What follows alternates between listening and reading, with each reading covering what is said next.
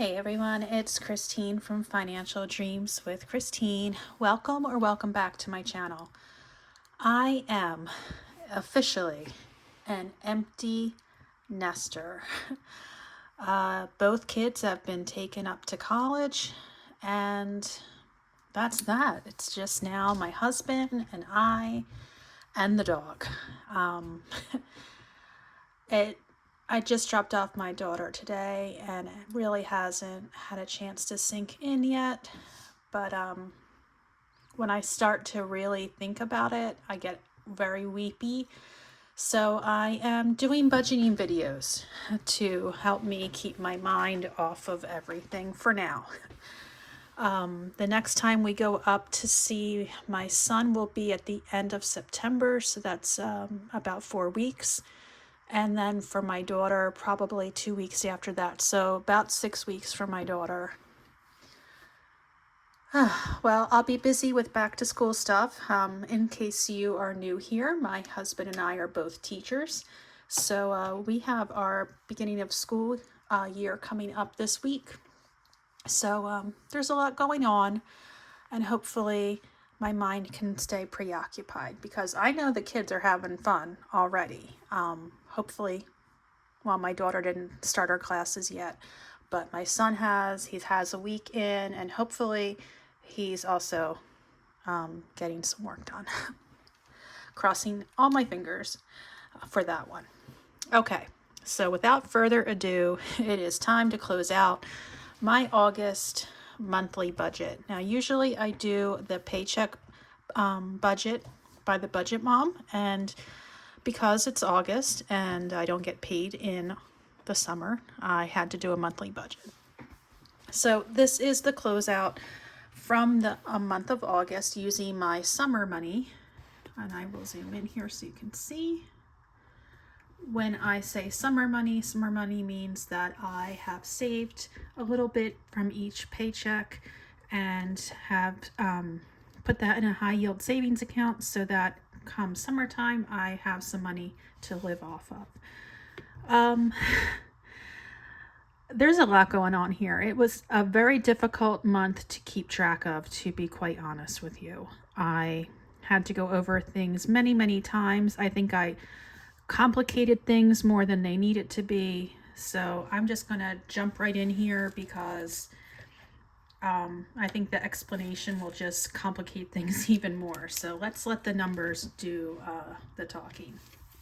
So when I had done the original budget, I had a rollover of $400 coming from July that I would need to help with some of these expenses, and that's exactly what I did have, was $400. Now, I knew I was going to have some savings come in because with 2 kids going back to college, you know there's a lot of expenses with that. So I did have some money coming in. Sadly, I did not have as much as I needed. So I had about $712 come in from my high yield savings account to help me get through the month of August. Summer money, I pretty much cashed that whole thing out. I think I have about $8 left in that high yield savings account. So it's okay. It got me through, and I get to start again in September. So we had $23.80 from my summer money come in. And again, if you are new here, this is my budgeting. My husband and I pay for different things. So this is just my money I'm budgeting. He has his own way of doing things, and I can't keep track of him and me, so I'm doing me. All right, now eBay. I do sell odds and ends on eBay, and I came a little under what I had hoped for. So I had $91.68 worth of sales, and that does include some Facebook Marketplace sales and Etsy sales.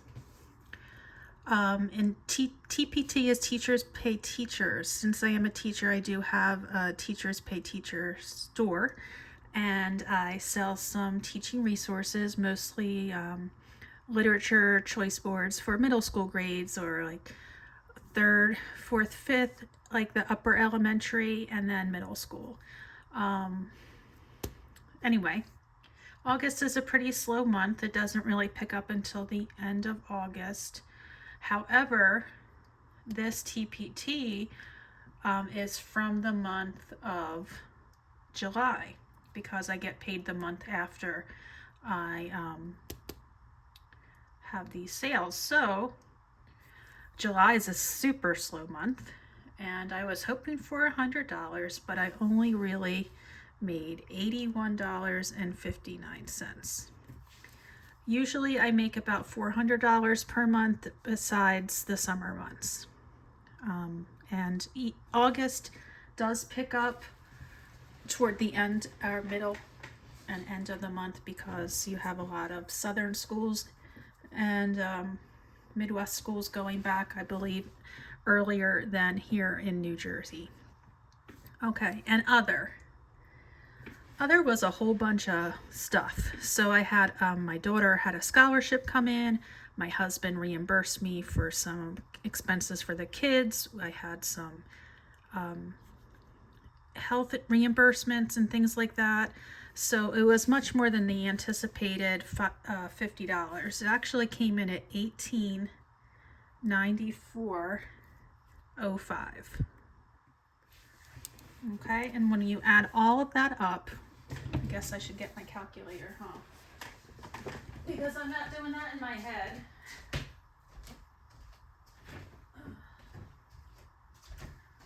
That was a ill-prepared moment. I had to run and get my calculator. Okay, let's try this again. So sorry. All right, so we have the 400 and the 712 and the 2380, the 9168, the 8159, and the 1894 and 5 cents, for a total of $5,559 and 32 cents. That seems like a whole heck of a lot. It didn't matter. It really just didn't. There was so much money going out this month, and next year in August, I will be way more prepared, because I know from experience now.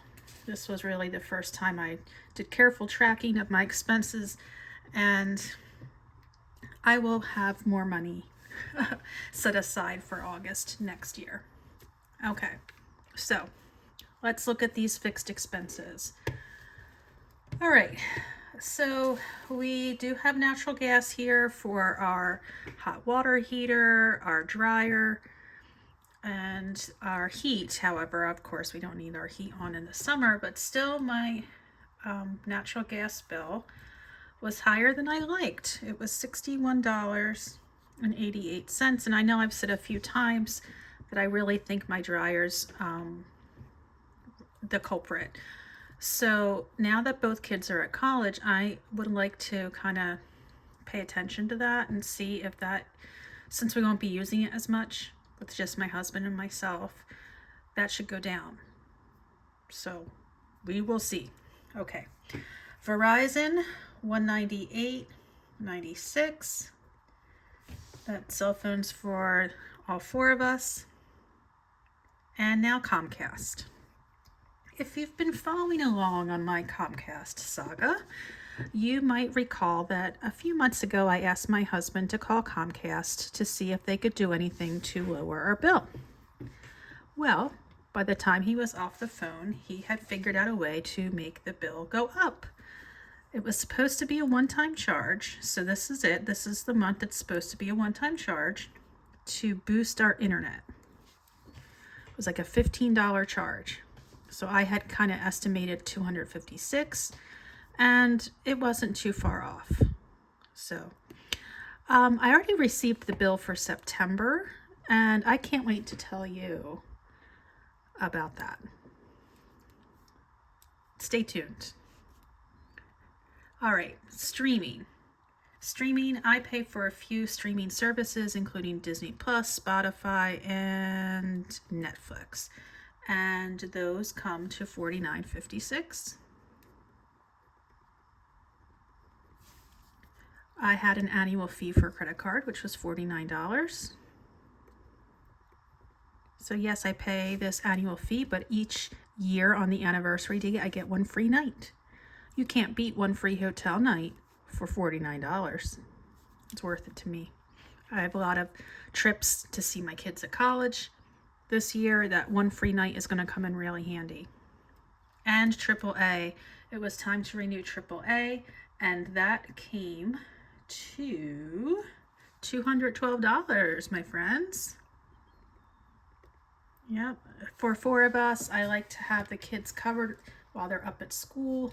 I know our car insurance covers them, but this covers them no matter what car they're in. So if they're out with a friend, they can get help if they need it. All right. Now the car insurance, if you have car insurance coverage for like vehicle breakdown or whatnot, that covers the car. AAA covers the person. So yeah, it's a little different. And when you have 2 college kids, I'm getting AAA. All right, $61.88 plus $198.96, $257.87, $49.56, $49, and $212. Okay, that gives me $829.27. Okay, and let's subtract that from that 559. No, try that again. 5,559 and 32 cents. And we get 47.30 and 5 cents. Okay, so that sounds all fine and dandy until you get down here. Yikes. Yes, my friends. Oh dear. All right. So if you've been following along with my weekly check-ins, you know that I was doing pretty well with groceries. I was well below the $1,000 limit until, dun dun dun, we've had a few back to school dinners, like our night before we moved my daughter into college. We the 3 of us went out for dinner. When we moved my son up, the night before we moved him in, we went out to dinner. Then the night before we traveled up to my daughter's school, we ordered her favorite meal from home. Same with my son. So yeah, now we're over. That did not last long. So I didn't blow it as badly as I could have. I mean, those were special meals, and I'm thankful that we were able to have them. So anyhow, we have $1,052.80. Okay, let's go to gas. Again, doing very well with gas until now. We're going up north several times this month. Luckily, I didn't take my car this time, but my daughter did take her car up to school, and so when we stopped to get gas, I filled her tank for her, and so I did come in right under budget of $194.48. So that wasn't too bad. I was hoping for $150, which is kind of what I had anticipated, but okay, it's okay. Miscellaneous spending. Oh dear. So this miscellaneous spending is a few different categories. We had some health expenses. I had some personal expenses.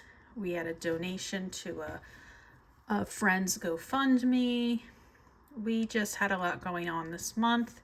And because of that, well, I spent $565.49. Yes. All right. Now, here's one good thing. We had 2 move-ins. My son, my daughter. You can see the difference in the expenses. Apparently, when the town that my son goes to school, apparently the hotels must all get together and jack up the prices. Wait till you see how much the hotels are during family weekend in September. Just wait. However, what we decided is my husband was going to pay this one, and I was going to pay for this one and the dinner with my daughter and the dinner with my son. So that was going to equal about the same. Okay, so that's how we did that trade-off.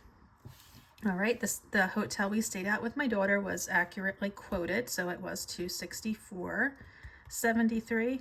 See, I still think that's expensive. We were at like a Fairfield Inn. Like, I'm not staying at like fancy schmancy hotels. Like, I'm not at the Intercontinental or whatever. Anyway, college expenses. Yeah, there were a lot of those. $508.04 worth. I am not putting the tuition in. That is just totally like, yeah, that I just kept that separate. So that's not part of this. My son, we spent $416.99 on things that he needed. My daughter, $335. And little Chloe. Chloe, we decided not to kennel her any longer. It's the best decision we've ever made. The first time we had 2 neighborhood friends come over and watch Chloe, and because there were 2 of our friends, we kind of gave them a little bit of extra money. But the second time, well, still a friend came over, but she has very, very reasonable rates. So anyway, between the 2 different times when we had a pet sitter, it came to $310. Never going back to the kennel. Chloe did not take it well.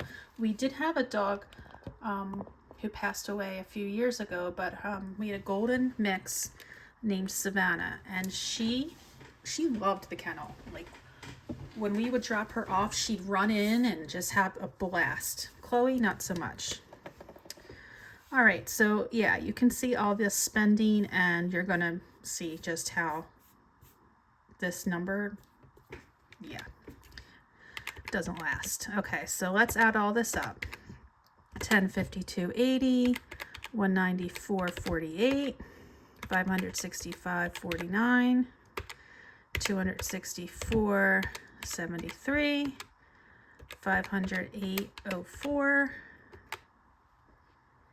$416.99, $335, and $310. That comes to $3,647.53. And let's subtract that from the $47.30.05. That leaves us with $1,082.52.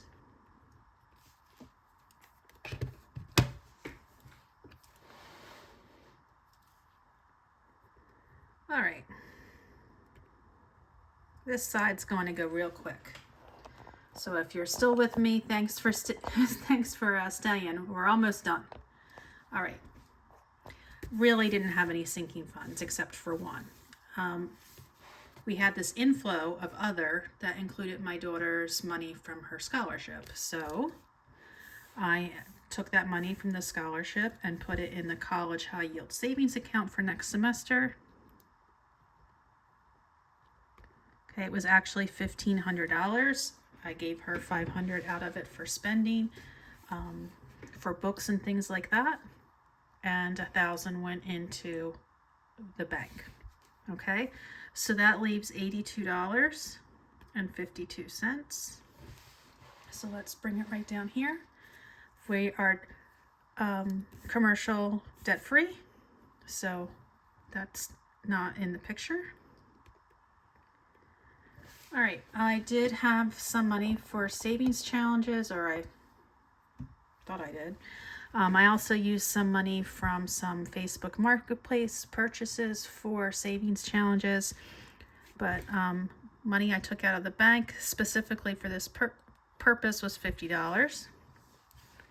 There were no contributions to my Roth this month. I didn't anticipate that. And the rollover, based on some of the expenses that I have to cover for next month, was $250.36. Okay, so you can see that what I need is more than what I have. So our extra savings total is $300.36. And if we subtract that from 82.52,